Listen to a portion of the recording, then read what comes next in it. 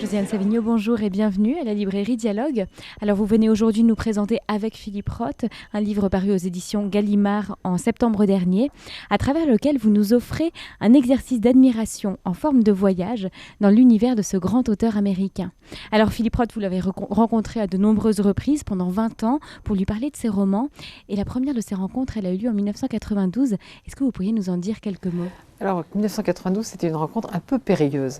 Il n'avait pas très envie, vous savez, il n'a pas de très bon rapport avec les journalistes. En plus, tout le monde avait essayé de me décourager en disant il n'aime pas les journalistes. Les femmes, il était déjà trop vieille. Pourtant, c'était il y a 20 ans, mais j'étais déjà trop vieille censément. Et puis, lui-même était un peu difficile, même quand j'étais encore en France. C'est-à-dire qu'il m'a dit mais j'espère que votre journal ne vous envoie pas seulement pour me voir. Je dis, ben si, mais ils ont de l'argent à perdre. Et il n'a pas voulu fixer de rendez-vous avant que je sois à New York. Et tous les jours, il repoussait le rendez-vous jusqu'au dernier jour. C'était un peu pénible. Et quand je l'ai rencontré, alors c'est curieux parce que lui, après, il a dit des choses très positives. Il a dit, mais elle avait lu mes livres, ça s'est très bien passé avec La Fille du Monde, et moi je l'ai vécu très mal. Parce qu'il regardait sa montre sans arrêt, qu'il refusait certaines questions parce qu'elles étaient censément trop universitaires, etc. C'était assez rude. Mais ce qui est curieux, et ça arrive souvent, c'est qu'après, quand j'ai écouté la bande, je suis sortie désespérée en disant je ne pourrais rien en tirer, je vais rentrer au journal en disant ben voilà, je l'ai vu, mais l'entretien, on ne peut pas le faire. Et en fait, non, la bande était très bien, on avait même l'impression qu'on se renvoyait un peu la balle parce qu'il jouait avec un trombone, il me demandait si ça le dérangeait, moi je disais vous, ça vous dérange que je regarde vos mains. Donc c'était un peu, dans le moment où je l'ai vécu, je l'ai très mal vécu, et puis finalement, l'entretien était bien. Alors Philippe Roth, c'est un immense auteur américain, d'une œuvre magistrale et foisonnante. Comment est-ce que vous nous décririez cette œuvre et ces grands moments, ces grandes... Alors décrire son œuvre, ça c'est très compliqué, c'est la question de thèse.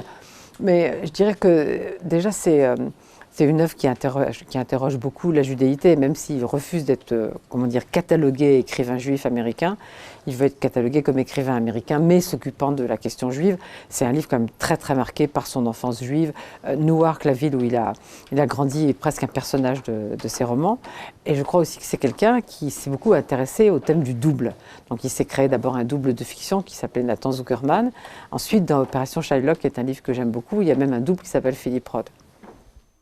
Alors cette question du double, en effet, elle est très présente dans son œuvre. Il a un véritable art des fausses pistes, des faux semblants. On a l'impression qu'il établit un jeu de cache-cache permanent avec ses lecteurs, avec ses doubles qui sont parfois narrateurs, parfois non, et avec lui-même. Alors est-ce que le vrai Philippe Roth a le même côté insaisissable que ce personnage ? Le vrai Philippe Roth. Qui est le vrai Philippe Roth ? C'est ça la question. Qui est le vrai Philippe Roth ? Je crois qu'il a... Par moments, je me suis demandé, au cours les rencontres après étaient vraiment agréables, mais je me disais, mais lequel est devant moi ?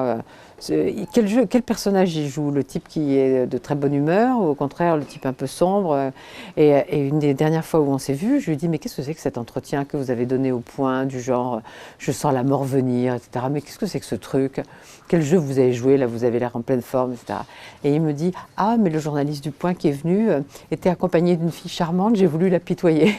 Donc il y a toujours un jeu quand même chez lui avec lui-même, comme vous dites, et avec ses lecteurs. Et dans son œuvre, il y a certains livres, comme La Contre-Vie, qui est un livre que j'aime beaucoup. J'allais dire, c'est comme ce film que j'adore, qui s'appelle Mulholland Drive. Je l'ai vu je ne sais combien de fois, et au moment où la petite boîte à musique apparaît, je suis perdue. Et dans La Contre-Vie, je suis perdue. Et pourtant, je l'ai encore relu avant d'écrire ce livre, mais je suis perdue. Alors en 2012, il a annoncé qu'il cessait d'écrire, une affirmation que vous n'aviez pas voulu croire lorsqu'il vous l'avait dit. Comment est-ce qu'on peut expliquer ce point final mis à son œuvre ? C'est très difficile. Alors, comment dire ?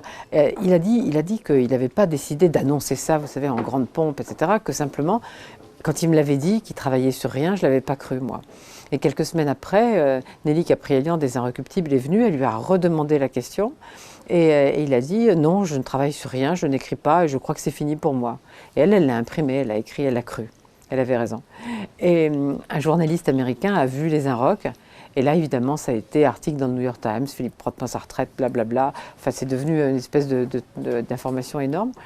Je n'arrive pas à savoir, je lui ai plusieurs fois posé la question. Je dis, moi, je ne comprenais pas vraiment comment quand pendant 50 ans, plus de 50 ans, on s'est assis à sa table de travail tous les matins, comment un jour on cesse. Et lui dit, justement, j'ai plus envie de m'asseoir à ma table de travail toute la journée pour parfois sortir une seule phrase. J'ai plus envie. Et vous pensez que c'est définitif? Je le crains. Je le crains. Il y a eu une vente aux enchères d'édition originale. Et donc le New York Times avait demandé aux écrivains qui avaient été dans cette vente de relire le livre en question. Donc lui, c'était Portnoy et son complexe, le livre qui lui a valu un grand succès international.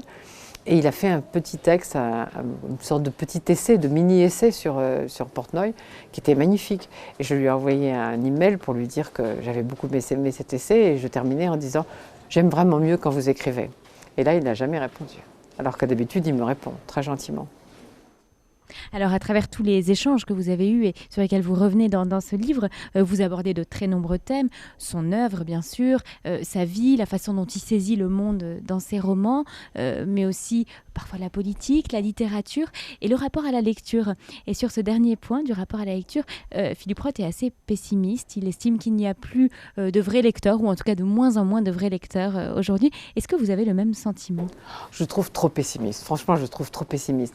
Mais tout de même, il dit, alors par exemple, quand il dit bientôt il y aura plus d'écrivains que de lecteurs, parce que les gens adorent écrire, ils veulent tous pondre leurs livres, etc. Et il y a de moins en moins de lecteurs. Je trouve quand même trop pessimiste, mais il dit quand même quelque chose de vrai sur ce que doit être un lecteur. C'est-à-dire quand il dit un lecteur, ça n'est pas un type ou une femme qui lit 3 pages et qui va consulter son smartphone, puis qui relit 10 pages, qui va consulter ses emails. C'est quelqu'un qui, pendant un certain nombre d'heures, certains jours de la semaine, est capable de s'abstraire du reste pour lire. Ça, c'est vrai. Mais je crois qu'il y en a encore. La preuve est ici, non ?